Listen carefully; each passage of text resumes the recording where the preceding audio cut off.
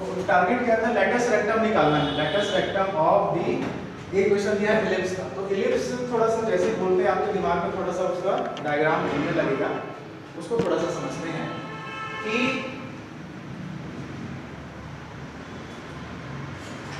जब आप इलिप्स पढ़ते हैं तो उसका डायग्राम दो तरीके से ऐसा दिखता है। इलेक्ट्रिकल पाथ आप पढ़ते हैं, अर्थ मोशन ऑफ अर्थ पढ़ते हैं, तो वो भी ऐसे आपको, ये एक इलिप्स हो गया, ठीक है। और इसका इक्वेशन कैसे लिखेंगे आप, generally X square upon A square plus Y square upon B square is equal to 1।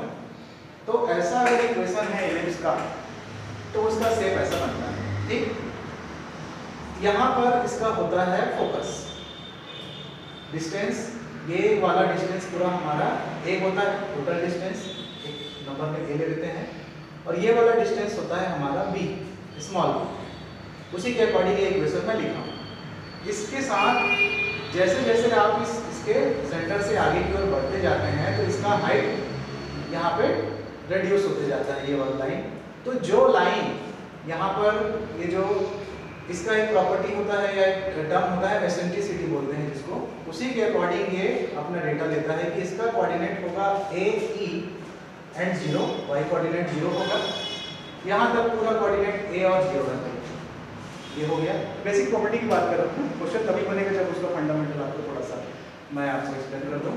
ये बी है, ये भी बी है, ये वाला हाइट यहाँ से यहाँ तक भी ए है, ये वाला हाइट, तो ये वाला आपका हो गया माइनस ए और 0, ठीक। यहाँ पर होगी फोकस उसका होगा कोऑर्डिनेट माइनस ए ई और 0 एसेंट्रिसिटी के साथ। इसका कोऑर्डिनेट होगा आपका 0 और बी बी, और यहाँ पर उसका कोऑर्डिनेट होगा 0 और माइनस इस वाले का। तो जो लाइन इसके इस फोकस वाले लाइन से होकर गुजरती है, यहाँ से जो लाइन होकर गुजरती है इस तरह से, उसी को बोलते हैं लेटेस्ट रेक्टम, दोनों साइड ना, उसी को बोलते हैं इसका लेटेस्ट रेक्टम। इसका एक सेंटर भी है इलिप्स का। ये कब की कंडीशन में डायग्राम बनेगा, इस इक्वेशन में जब a की वैल्यू ग्रेटर देन होगी b से, ये जो a की वैल्यू ग्रेटर देन होगी b से, तब ऐसा डायग्राम बनेगा। अगर इलिप्स के जनरल इक्वेशन में b बड़ा है a से, ठीक, तो आपका जो इलिप्स होगा वो इस तरह से होगा, ठीक। यहाँ पर देखिए समझ में आ रहा है कि यहाँ a बड़ा है, a बड़ा है इससे b से, ठीक रिलेशन में है, a बिगर देन b। और जब ये दोनों बराबर रहते हैं, उस पर आप समझिएगा, ये तब के कंडीशन में इलिप्स को ड्रॉ किया हूं मैं जब b बिगर देन a। यहाँ भी वही सारी चीजें रहेगी, ये होगा आपका, उसको आप क्या बोलेंगे, यहाँ से उसका जो प्रॉपर्टी लेंगे तो -0 और माइनस बी 0 और बी, ठीक, ये a रहेगा, तो ये हो गया 0 a और 0, ये हो गया माइनस a और 0, एंड सिमिलरली अदर थिंग। और यहाँ से भी इसका लेटेस्ट रेक्टम आप निकालेंगे तो ऐसा। तो ये तो बेसिक प्रॉपर्टी जब आप इलिप्स की पढ़ते हैं। हाँ, इसका इक्वेशन कैसे लिखेंगे आप, X square upon B square plus Y square upon A square, मतलब वही इक्वेशन है, सिंपल। आपको ये समझना है कि यदि a बड़ा है कि b बड़ा है, और उसके अकॉर्डिंग इसकी डायग्राम हो जाएगी। लेटेस्ट रेक्टम क्या है वो भी हम जान गए। अपने क्वेश्चन में पूछा है, इस क्वेश्चन में पूछा है इसका लेंथ पूछा है उन्होंने, ठीक है। तो अभी जो इक्वेशन दिया है वो तो इलिप्स का दिख ही नहीं रहा है। इलिप्स का जनरल इक्वेशन तो ये होता है, इस फॉर्म में होता है, ठीक। और इसका एक और जनरल इक्वेशन होता है कि x माइनस h का square upon a square plus y minus k का square upon, sorry this is a square, b square is equal to 1, ठीक। Where h and k centre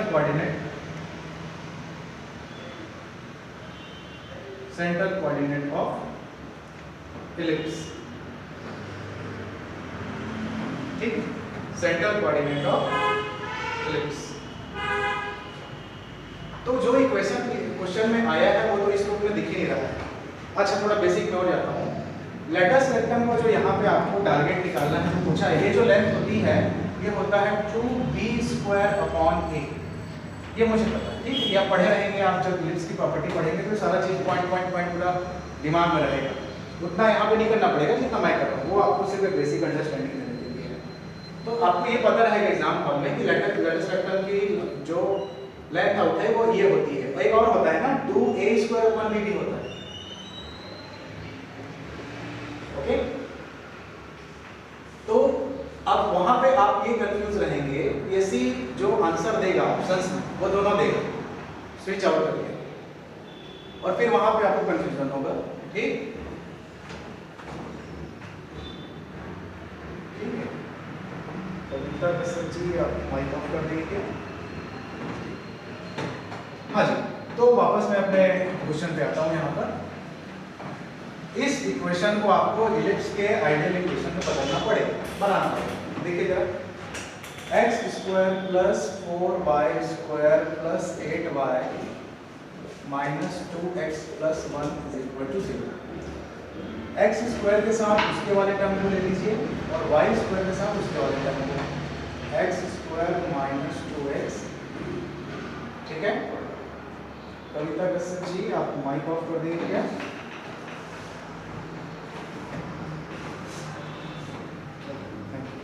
चलिए, तो x² के साथ हमने ये वाला टर्म को ले लिया, x के टर्म को, और प्लस 4y² के साथ अपने y वाले टर्म को ले लिया और एक कांस्टेंट था आपके पास में +1 = 0।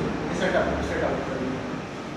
थोड़ा सा समझेंगे यहाँ पर, इसको अपन लिख सकते हैं x² - 2 × 1 × x 2ab का जो फॉर्मूला बनता है। तो यहाँ पे 2ab, तो b क्या है 1, तो 1 का स्क्वायर मैं ऐड कर लेता हूँ और 1 का स्क्वायर आप माइनस कर लेते हैं। ये वाला बैलेंस हो गया। प्लस इस पे आते हैं इस सेक्शन पे, इसको आप लिख सकते हैं 2y का स्क्वायर। इसको कैसे लिख सकते हैं, प्लस मैं 8 को लिख सकता हूँ 2 × 4 × y। ठीक, तो 2ab, b क्या दिख रहा है मुझे 4 दिख रहा है, मतलब 2 का स्क्वायर अगर मैं ऐड कर लेता हूँ और 2 का स्क्वायर मैं माइनस कर लेता हूँ तो ये भी बैलेंस हो गया। और प्लस में क्या है आपके पास, ये 1 तो चला है। ठीक है, हम आते जा रहे हैं। तो आप देख पाएंगे कि यहाँ तक ये फॉर्मूला बन गया और यहाँ तक ये फॉर्मूला बन गया। थोड़ा सा लिख लेते हैं उसको, तो x - 1 का होल स्क्वायर पा लिया आप। ठीक, यहाँ तक, और ये माइनस में 1 है आपके पास। यहाँ तक आपने ये आपको मिल गया है। ठीक है, कोई दिक्कत नहीं है, स्टूडेंट बोर्ड देख पा रहे हैं ना। ठीक, थोड़ा सा ओके, तो x - 1 का ये होल स्क्वायर हो गया, ये वाला। ठीक है, और ये वाला पोर्शन क्या मिल रहा है हमको, ये -1 है ना हमारे पास। ये वाला पोर्शन आपको मिल रहा है 2y + 2 का होल स्क्वायर। ठीक है, और ये -4 है ना आपके पास, और ये +1 भी है आपके पास, = 0। तो ये वाला -1, ये वाला +1 कैंसिल आउट हो गया। ठीक है, क्या क्या बचा आपके पास, x - 1 का होल स्क्वायर प्लस 2y + 2 का होल स्क्वायर, और ये -4 को उस साइड ले जाएंगे आप, ये वाला -4 इस तरीके से, और डिवाइड में यहाँ से आप कॉमन लेंगे अगर, तो x - 1 का होल स्क्वायर, ये दोनों के डिवाइड में आएगा तो यहाँ है 4, और यहाँ से 2 कॉमन लेंगे अगर आप तो बाहर 4 होने वाला है, और इसे आप y + 2 का स्क्वायर अपॉन ये 4 और ये 4 कैंसिल आउट होगी, ये 1 होगा, और इस साइड बचने वाला है 1। तो इस 1 को तो 1 का स्क्वायर लिख सकते हो, और इस 4 को मैं लिख लेता हूँ 2 का स्क्वायर। अब ये दिख रहा है इलिप्स के इक्वेशन जैसा। ठीक है, हमें क्या मिला उसको लिख लेते हैं हम लोग कि x - 1 का होल स्क्वायर अपॉन 2 का स्क्वायर और प्लस y + 2 का होल स्क्वायर अपॉन 1 का स्क्वायर = 1। अब ये दिख रहा है इलिप्स का इक्वेशन जैसा। ठीक, इसके सेंटर का इक्वेशन, इससे दोनों से कंपेयर करेंगे तो a और b है। तो यहाँ से कंपेयर करने के बाद आपको पता चला कि a की वैल्यू है 2 और b की वैल्यू है 1, मतलब a बड़ा है b से। मतलब ये वाला फार्मूला लगेगा, ये वाला नहीं लगेगा। यहाँ भी कंफ्यूजन है ना, वो जब तक यहाँ तक पहुँचेंगे आप उसके बाद आपको समझ में आएगा कि ये होता है। ठीक, तो हमने फॉर्मूला पढ़ा है कि लेटस रेक्टम की जो लंबाई है 2b² अपॉन a है। तो आपने अभी 2 × b कितना निकाला है 1 का स्क्वायर, और a कितना है 2 है, तो ये 2 फिर ये कैंसिल आउट होकर फाइनली आपको मिलता है 1 इसका आंसर है। इसका आंसर 1 दिया हुआ है। क्लियर? तो ये क्वेश्चन था। तो क्या क्या चीज इस क्वेश्चन को उस एग्जाम हॉल में अटेम्प्ट करने के लिए आपको चाहिए रहा होगा, ये तो आप लोग क्लियर समझ गए होंगे। यहाँ पे इलिप्स की बेसिक अंडरस्टैंडिंग आपको समझ में आनी चाहिए। इतना कुछ करना नहीं पड़ेगा वहाँ पे, आप प्रिपरेशन के दौर पे जब आप रहेंगे तो ये सारी चीजें आपके माइंड में फिट होंगी, सब बैठा रहेगा। ये भी आपको पता रहेगा, ये भी पता रहेगा। इसके और बहुत सारे प्रॉपर्टी होते हैं, पूरा टेबल बनता है इलिप्स का कि उसकी फोकल लेंथ क्या होगी, सेंट्रल कोऑर्डिनेट क्या होगा, रेडियस क्या होगा, ये सारा चीज अलग अलग होगा। तो उन्होंने लेटेस्ट रेक्टम इलिप्स की प्रॉपर्टी से पूछी थी, जिसको हम लोगों ने यहाँ पे सॉल्व। ठीक है, क्लियर? चलिए आगे बढ़ते हैं इसमें। प्लीज डाउन कर दीजिए। तो ये क्वेश्चन की स्ट्रेंथ आप देख पा रहे हैं ना, टफ अब आपको नहीं लग रहा होगा। क्वेश्चन पेपर देखने के बाद डायरेक्टली आपके माइंड में क्लिक नहीं करेगा, लेकिन जब आप इसके डीप कंसेप्ट में जाएंगे, थोड़ा सा इस तरह से डायग्राम से इसको स्टडी कर लेंगे, तो आपको कोई दिक्कत नहीं करेगा। ठीक, उसके बाद एक क्वेश्चन और यहाँ पे डिफरेंशियल कैलकुलस से लिया हुआ है, उसको लेता हूँ मैं, फिर आगे कंक्लूड करेंगे हमारे सेशन को। क्वेश्चन जो दिया है वही मैं लिख देता हूँ उसको, कि if x to the power y is equal to e to the power x minus y दिया है। अगर दिया हुआ है तो rate of change with respect to x given by, then what is the value of this. तो ये एक आंसर है, इसका आंसर यहाँ लिख रहा हूँ मैं, log x upon 1 plus log x का होल स्क्वायर। ये इक्वेशन पीएससी ने आपको प्रूफ करने के लिए पूछा है, मतलब आंसर कर दिया, आंसर आएगा इसका। इक्वेशन ये है, ठीक है, आप कर दीजिए। तो डिफरेंशिएशन से याद रखेंगे ना, इलिप्स से हमने क्वेश्चन डिस्कस किया है, ट्रिग्नोमेट्री प्लस डिटरमिनेंट से जो पहला यूनिट था वो डिस्कस किया है। उसके बाद हम लोगों ने स्ट्रेट लाइन के कॉन्सेप्ट से क्वेश्चन डिस्कस किए हैं। स्ट्रेट लाइन प्लस प्लेन के मिक्सअप से भी एक क्वेश्चन आया है आपके एग्जाम में। ठीक, इस क्वेश्चन पे आइए। डिफरेंशिएशन का जो बेसिक आपको आता है, लगभग जितने आप बी के स्टूडेंट्स हैं, डिप्लोमा के स्टूडेंट्स हैं, इतना अपन इसको स्टडी करते ही हैं, आपके रेंज से बाहर का चीज़ नहीं है। ठीक, जो चीज़ वहाँ पे आपको परेशान कर सकता है वो है सिर्फ और सिर्फ टाइम लिमिट। कि अगर आपके कंसेप्ट अच्छे हैं, अगर आपने अपना पूरा फॉर्मूले का लिस्ट वगैरह और सारे कंसेप्ट बना के रेडी रखे हैं और वो आपके फिंगर टिप में है, तो आप टाइम के साथ उसको अच्छे से मैच करते हुए अप्लाई कर पाएंगे। और अगर वो टाइम के साथ आपके हैबिट में नहीं आया तो फिर वो बनेगा जरूर आपसे, लेकिन एग्जाम हॉल से बाहर निकलने के बाद बनेगा। ठीक, ये क्वेश्चन दिया है, काफी सिंपल सा क्वेश्चन है। इसका डिफरेंशिएट करना है, simple with respect to x या y। x में x दिया है, तो x to the power y is equal to e to the power x minus y। इसका आपको डिफरेंशिएशन करना है। डिफरेंशिएशन करने के लिए d/dx करके कई लोग चालू कर देंगे इसको डिफरेंशिएट करना।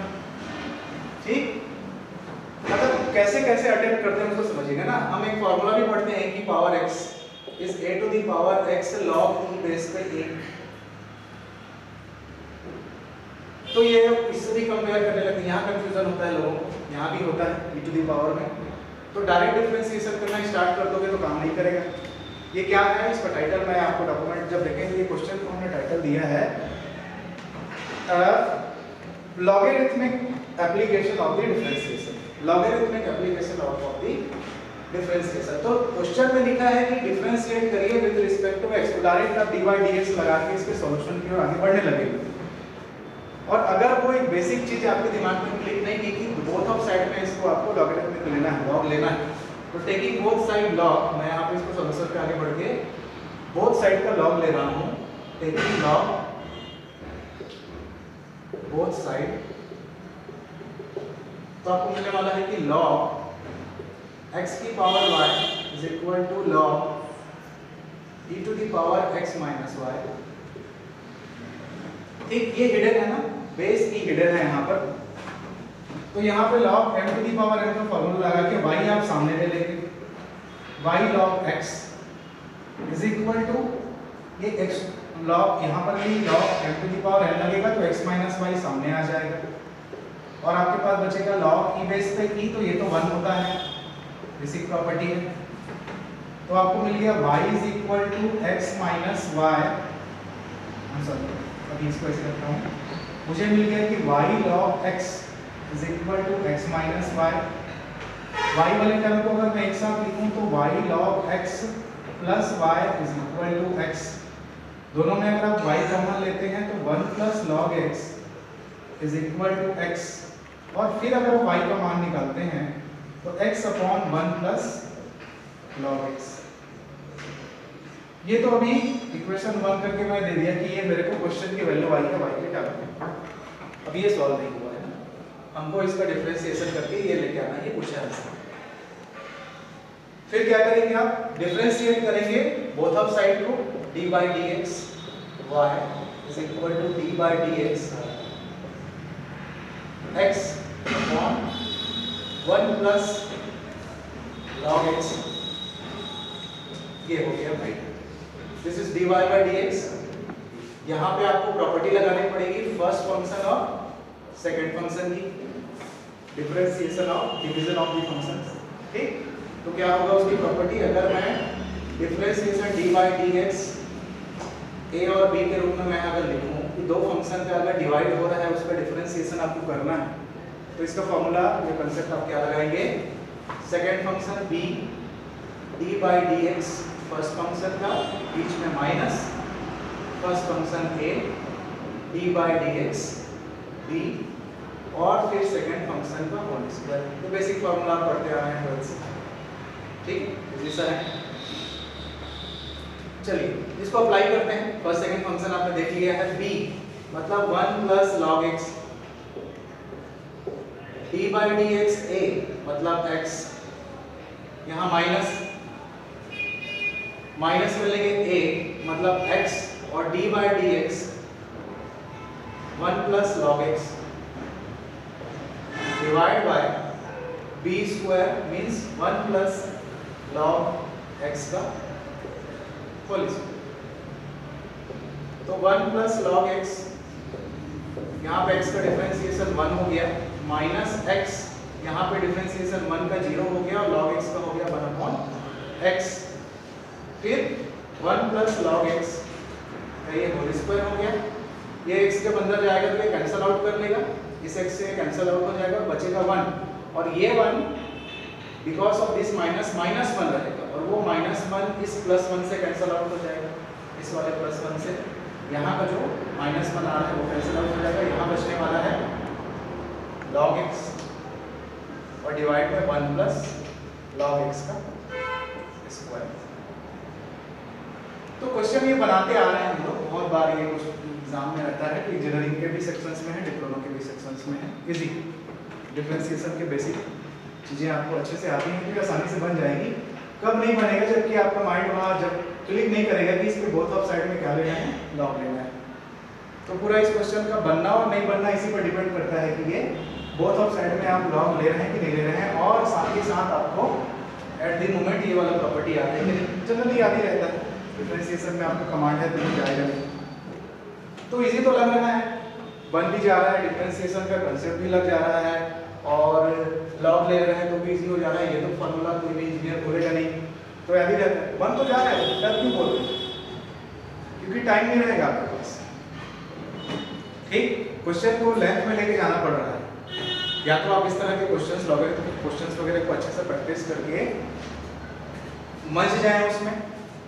हर क्वेश्चन में मैं कर रहा हूँ तो देखिए टाइम लग रहा है, जिस तरह के क्वेश्चन हैं, कुछ बेसिक क्वेश्चन भी हैं, प्रॉपर्टी वाले भी हैं, पेपर आप देखेंगे तो फंडामेंटल ऑफ स्टैटिस्टिक्स से उन्होंने मीन, मीडियन, मोड और वेरिएंस की कुछ प्रॉपर्टीज पूछी हैं जो वर्ड वाले आंसर होते हैं, कि कौन सा डिस्ट्रीब्यूटिव टेंडेंसी में आता है, कौन सा नॉर्मल टेंडेंसी में उसके डेटा के बिहेवियर आते हैं, ये सारी चीज़ें। तो ये ओवरऑल आपका मैथमेटिक्स का कुछ क्वेश्चन जो हमने वहीं से उठा के दिया है। हार्ड की कैटेगरी में इसीलिए रखा गया था क्योंकि ये बाकी सेक्शन के टाइम को खा रहा था। पहली बार जब ये पेपर हुआ 2016 का जो पेपर आपका हुआ था, फर्स्ट सेशन का पेपर, तो लोगों ने ऐसा उम्मीद नहीं किया था कि जो पेपर आएगा वो इस तरह के चीज़ों को अपने आप में लेके आएगा। तो बहुत सारी चीज़ें जैसे अभी फंक्शन की चीज़ें हैं और जनरल फॉर्म की चीज़ें हैं, जैसे हर क्वेश्चन को बनाने से पहले मुझे आप लोगों को थोड़ा थोड़ा उसका बेसिक यहाँ पे बताना पड़ेगा थोड़ा सा अंडरस्टैंडिंग के लिए। जैसे इलिप्स से रिलेटेड हो गया, स्ट्रेट लाइन से हो गया, और ये वाले अपने डिफरेंशिएशन से हो गया, ठीक। तो बनेगा, ऐसा नहीं है नहीं बनेगा आपसे। उन तो जब एग्जाम हॉल में लोगों को जितनी बेसिक इन्फॉर्मेशन थी उसके थ्रू जितने क्वेश्चन को वो अटेम्प्ट भी कर रहे थे, तो उनको लग रहा था टाइम ज़्यादा एक्सप्लेनेशन की वजह से, ठीक है। तो इसलिए फिर वहाँ पे बहुत सारे क्वेश्चन छूट रहे थे, अटेम्प्ट नहीं हो रहे थे। और साथ ही साथ जो हमारे अदर सेक्शन हैं, अप्लाइड फिजिक्स के सेक्शन और अप्लाइड केमिस्ट्री और इंजीनियरिंग ड्राइंग के सेक्शन, तो अप्लाइड मैथ्स को हमने कैरेक्टराइज किया था, चूंकि वो टाइम बहुत आपका ले रहा था, इसलिए उसको हार्ड आउट के सेक्शन में रखा था। और पीएससी में ऐसे ऐसे क्वेश्चंस को जो ऑर्डर, एक क्वेश्चन का ऑर्डर देने का भी जो पैटर्न होता है, पहले ही क्वेश्चन मैंने आपको यहाँ पे जो हमने अटेम्प्ट आउट किया था हमने गलत किया, और मैक्सिमम स्टूडेंट जो वहाँ पे एग्जाम हॉल में जो परीक्षा देंगे या जो दिए होंगे उसमें से 10 में से 8 लोग करेंगे ही वो गलती। हमने गलती किया है उस चीज़ का, है ना। तो फिर होगा। और दूसरा क्वेश्चन भी डिटर्मिनेंट और कॉम्प्लेक्स नंबर से रिलेटेड है, डिटर्मिनेंट एंड सीरीज पैटर्न से रिलेटेड है। आपको एपी सीरीज, जीपी सीरीज, ये सारी चीज़ों को उसमें अपन मिक्स करेंगे तो आएगा। तो शुरू की जो उनका क्वेश्चन रखने का पैटर्न है, देखिए ये सारे क्वेश्चन के साथ आप कंफर्ट हो पा रहे हैं, लग रहा है कि हाँ ये सारे आपके रेंज का है। इलिप्स वाले क्वेश्चन भी आपके रेंज का है, थोड़ा सा आपने अपने कंसेप्ट बिल्डअप कर लिया, फॉर्मूले डिराइव कर लिए तो बन जाएगा। लेकिन ऑर्डर ऑफ क्वेश्चन जब पेपर पेज में छप के आया रहता है तो आगे पीछे करके इसको पहले बनाओ आगे बनाओ हो जाता है, लेकिन वहाँ पे स्क्रीन में जब ये चीज चलते रहती है तो वो फिर खेल जाते हैं आपके साथ, ठीक है।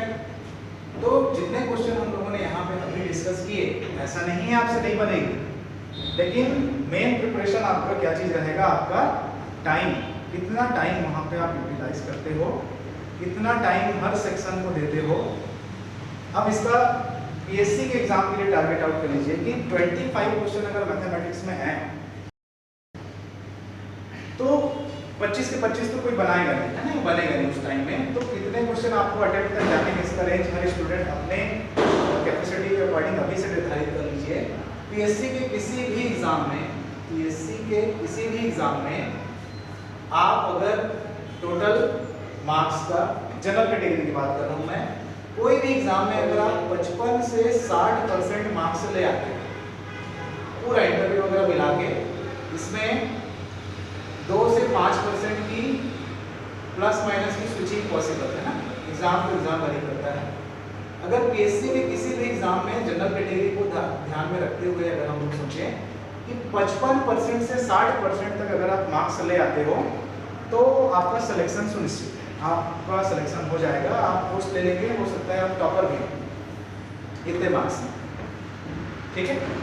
ये अगर आपने 55 to 60% तक मार्क्स आपने स्कोर कर लिया तो मतलब हमारा ये पेपर कितना है, थ्योरी का पेपर है आपका 300 नंबर का, ठीक है।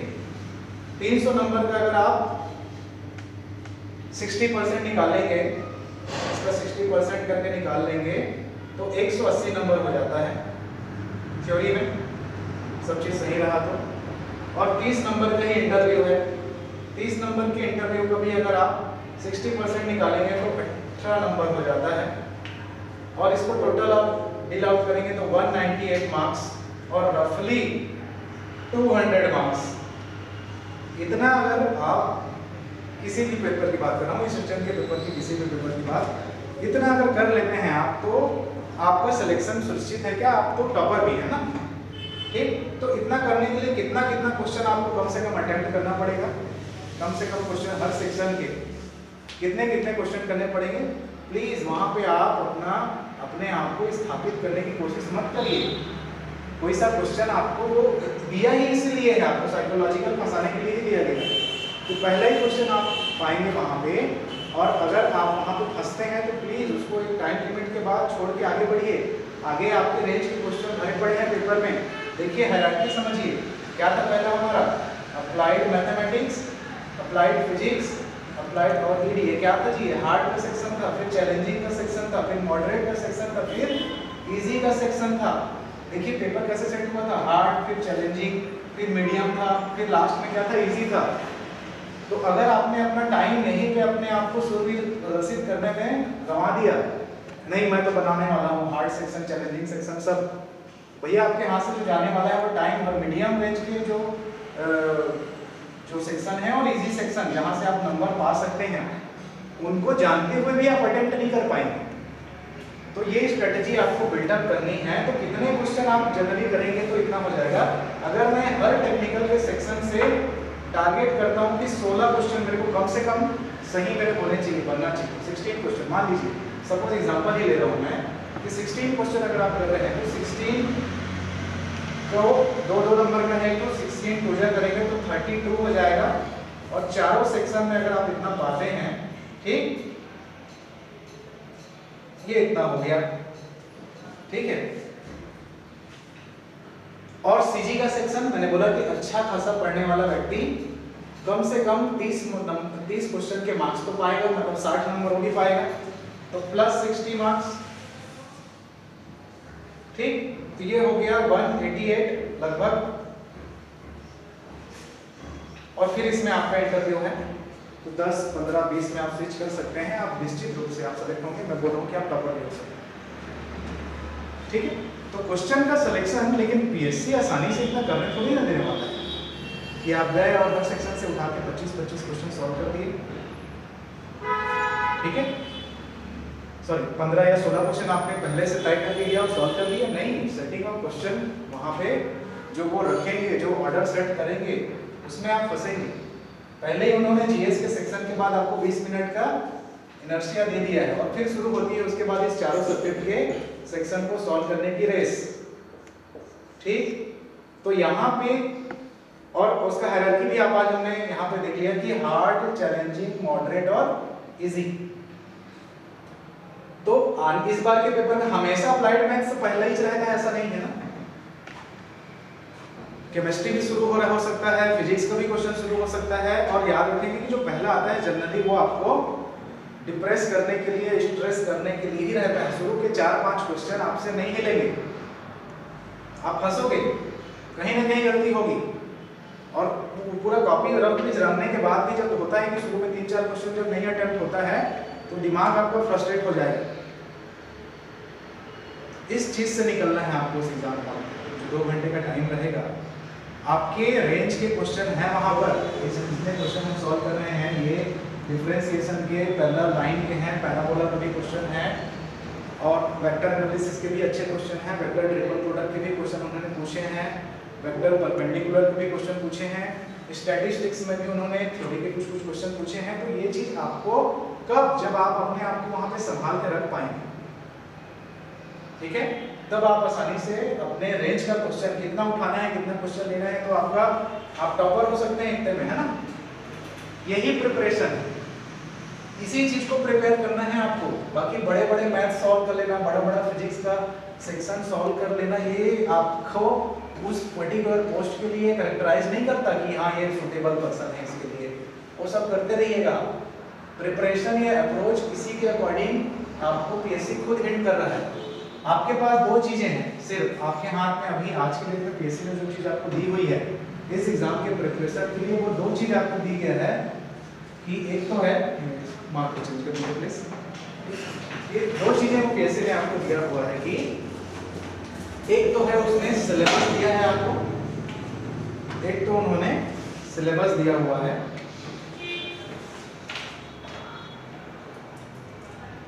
और एक चीज दिया है आपको प्रीवियस। एक बार अच्छा है कि आपका क्वेश्चन हो गया है, ये एग्जाम हो गया है, तो एक और उन्होंने दिया है प्रीवियस क्वेश्चन पेपर।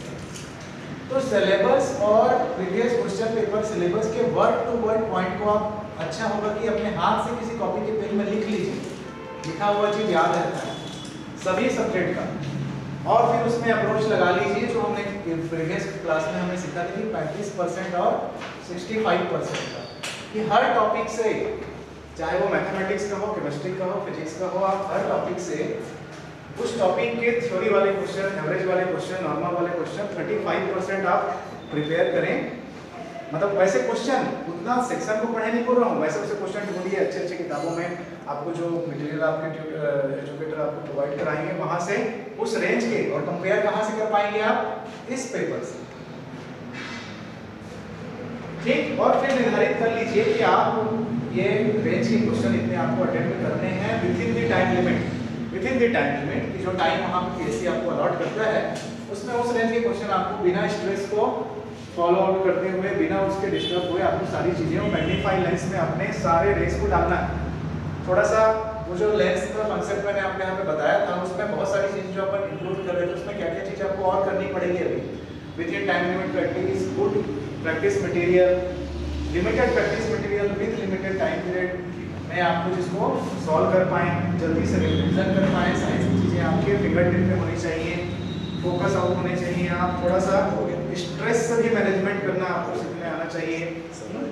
थोड़ा सा फन भी उसमें डालिए आप, फन उसमें डालिए, कहने का मतलब है कि जब अच्छे से आप सिलेबस में जाएंगे, कोई सा सेक्शन छोड़ तो नहीं सकते ना कि हाँ भाई मुझे तो 60% ही तक करना है करके, 60% में ही क्वेश्चन टारगेट करना है करके आप कोई सेक्शन छोड़ नहीं सकते। वो एग्जाम हॉल की बात हो रही है, क्योंकि जनरली आप रिस्क नहीं ले सकते, कोई पोर्शन आप छोड़ेंगे, क्योंकि मैंने कहा ना कि पीएससी के पास टॉपिक्स की भरमार है, चाहे वो मैथमेटिक्स में हो, फिजिक्स में हो, केमिस्ट्री में हो या ईडी में हो।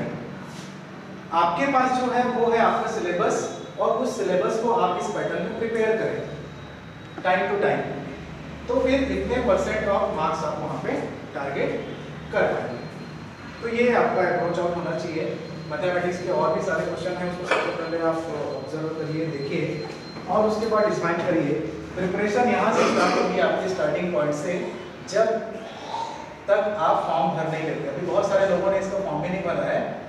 26 जनवरी 2022 इसका लास्ट डेट पीएससी ने दिया गया है।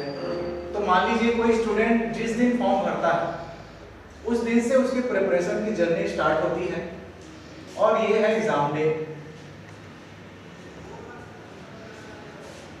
इसके बाद का चीज आपके कंट्रोल में नहीं है, नॉट इन योर कंट्रोल। इसके बाद ये आपका प्रिपरेशन का टाइम है, एग्जाम फॉर्म भरने से आपके उस एग्जाम के डेट तक पहुंचने तक, और उस दौरान आप क्या क्या चीज अपने इस मैग्नीफाइंग लेंस में डालेंगे, क्या क्या चीज आपको करना पड़ेगा वो आपको पता चल गया है।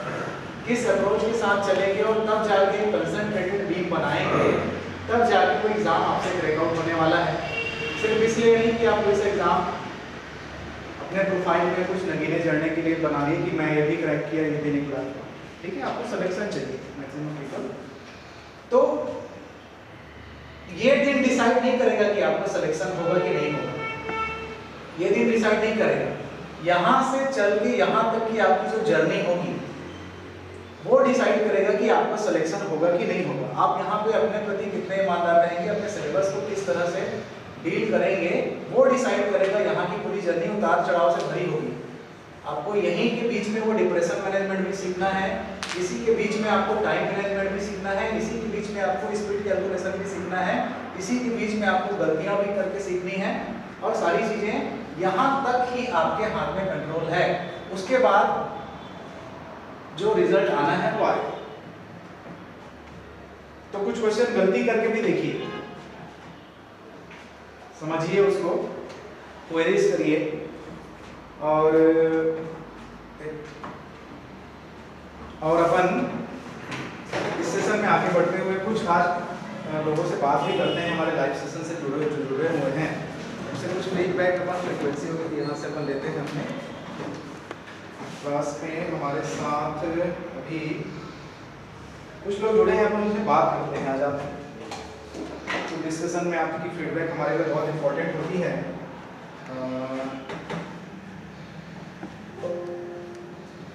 अमन जी जुड़े हुए दिख रहे हैं मुझे। अमन,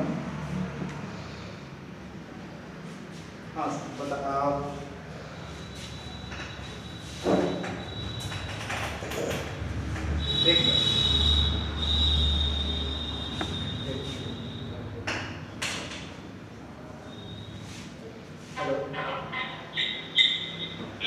हाँ, क्या आप बताएंगे?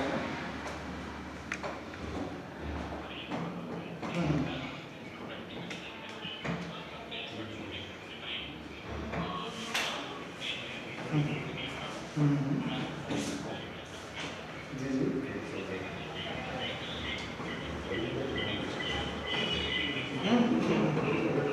तो ये चीज़ आपको जब प्रैक्टिस सेशन आपके खूब सारे होंगे, है ना, तो उससे आपको हैबिट दिलवाई जाएगी। आपको जब आप करवाना है प्रैक्टिस करके, वहाँ पे आपको उसका प्रैक्टिस करके वो चीज़ मिलेगा।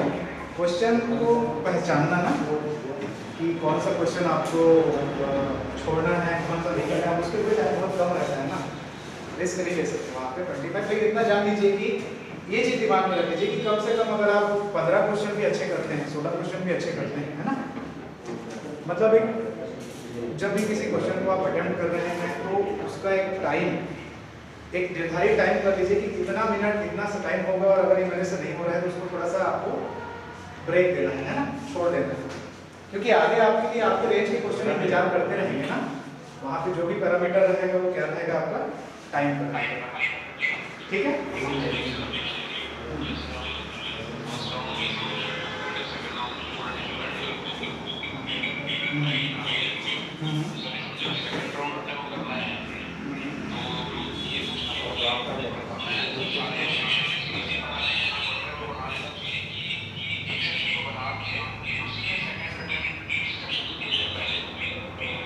नहीं, एक्चुअल में वहाँ पे टाइम का इतना प्रॉब्लम रहेगा कि आप फाइंड करना ये मुश्किल होगा कि कौन सा इजी और कौन सा टफ।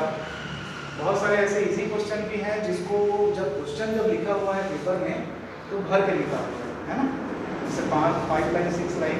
तो ये एबिलिटी बहुत सारे ऑब्जेक्टिव और इस सब्जेक्ट से रिलेटेड क्वेश्चन करते करते अगर आप डेवलप कर लेते हैं अपने आप में कि भाई वो किस तरह के क्वेश्चन देगा, जब आपको अंडरस्टैंड करना पड़ेगा कि क्या है वो राउंड। आप नहीं चला सकते 2 घंटे में ना, वो बोलते जरूर है कि आप दूसरे राउंड में पहले अटेम्प्ट करिए फिर तीसरे राउंड में, उसके लिए बहुत ज़्यादा टाइम मैनेजमेंट वाली और बहुत ज़्यादा इसी पैटर्न के, मैं बोला था कि आप जनरली हम सभी स्टूडेंट्स क्या करते हैं कि कोई भी अभी अच्छी किताबें मिलेंगी उसके पीछे में ऑब्जेक्टिव्स दिए होंगे, आप उसमें से 50 करेंगे, 100 करेंगे, 150 क्वेश्चन करेंगे, वो नहीं, आप कलेक्ट करिए कि आप 20 क्वेश्चन उठा लीजिए और आधे घंटे के लिए बैठिए, तब आप उस टाइम से डील करना, ठीक है। और फिर वहीं आपको पता चलते जाएगा बार बार के रिपीटेशन से कि कौन सा सेक्शन आपको बार बार होता है और कौन सा सेक्शन आपको बार बार डिस्कस देता है, ठीक है। ओके, ठीक, थैंक यू।